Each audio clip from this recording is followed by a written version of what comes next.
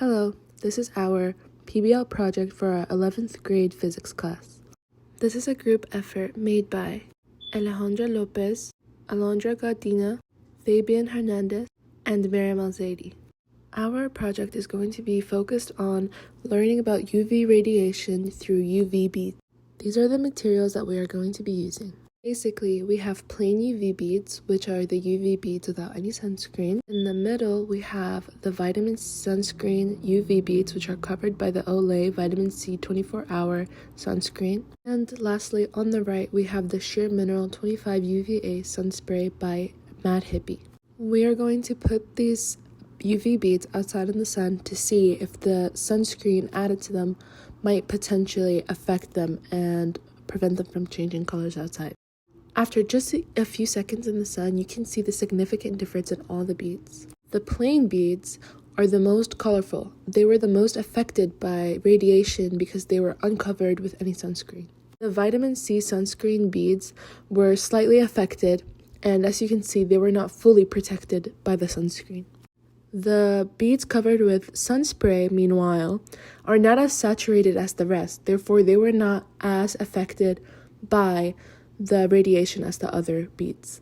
A way you can apply this to the real world is that if you spray sunscreen or use sunscreen in general, your skin will be protected by the sunscreen from the harmful UV rays emitted by the sun. You can also protect your skin by wearing a layer of clothes.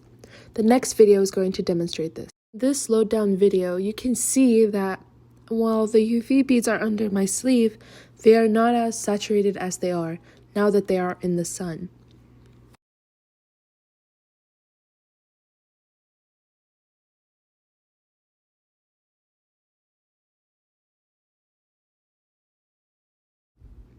Look how the UV beads change back to the color white when they are not affected by any UV radiation, UV rays, or anything of the sorts. Electromagnetic radiation was discovered by a German physicist, Heinrich Hertz, in 1887 to 1888. Using a transmitter, Hertz detected radio waves by using a loop wire that had a small gap between the ends. He came to the conclusion that light and heat are electromagnetic radiations. Radiation has helped economically because it is used in medicine, academics, and in generating electricity. Radiation has also ideally helped agriculture because of its use of stimulating greater produced plants. UV beads are known for being able to detect UV light without actually seeing it.